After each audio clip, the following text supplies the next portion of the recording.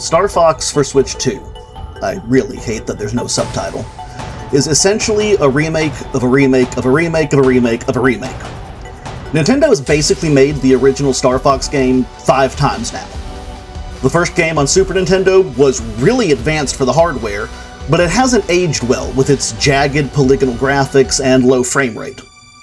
Star Fox 64 was a remake of that game, which brought the power of the Nintendo 64's 64-bit computing to deliver in true 3D what the SNES's 16-bit hardware needed a Super FX chip and a cartridge to attempt. In 2011, they said, hey, what if we remade a classic game, but changed very little about it and then put it on a handheld? Thus, in 2011, Star Fox 64 3D was released for the 3DS. About 20 years after the Nintendo 64 title, Nintendo said, man, the Wii U really isn't selling that well. Maybe we should do Star Fox again. But not a sequel. Just do another remake of the original, but expand it with some new ideas.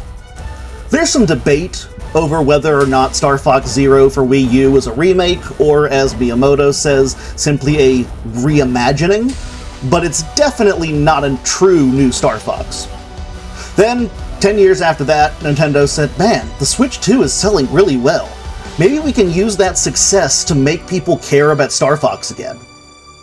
The premise of Star Fox is that an evil super genius monkey scientist named Andross, who was previously banished to the uninhabitable planet of Venom for treason, has somehow survived inhabiting an uninhabitable planet, and built an army of robots, plus a 4-man mercenary group called Starwolf, whose parents didn't love them.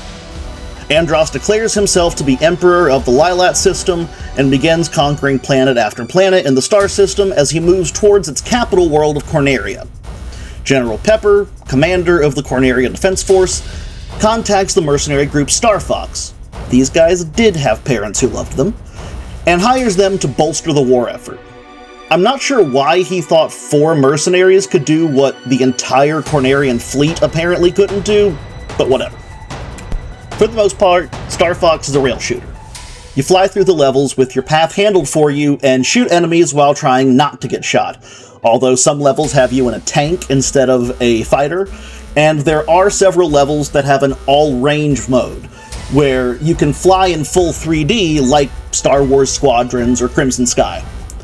Some levels have additional objectives that can affect the route you take through the game, whether or not you successfully complete them, but you will always play 7 levels. The first level is always defending Corneria itself, but from there, your actions affect the route the game takes, and some of these routes are much more difficult than others. This gives the game a good bit of replay value, which is definitely a positive as the game is pretty short to roll credits.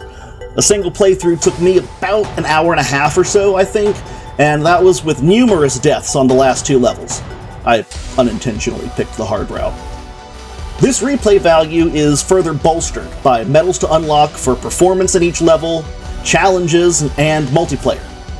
There are 2 multiplayer modes, one competitive mode where you compete across 3 maps with different objectives, and one cooperative mode where you play through the campaign with one player acting as the pilot and the other player acting as the gunner. First and foremost, the game is gorgeous. I was already impressed with Metroid Prime 4, but seeing a first-party game made from the ground up for Switch 2 was breathtaking. Corneria, once pretty empty for hardware limitation reasons on the N64, is a beautifully rendered, albeit burning and ruined city, and the fur texture on the anthropomorphic characters looks great.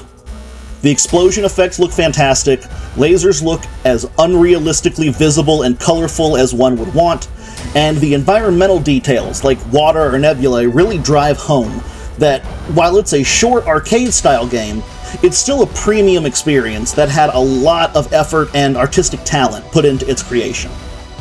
The music is likewise virtually perfect, managing to hit an ideal balance between nostalgia with the new arrangements and performances of the N64 soundtrack, and new tracks with new flourishes.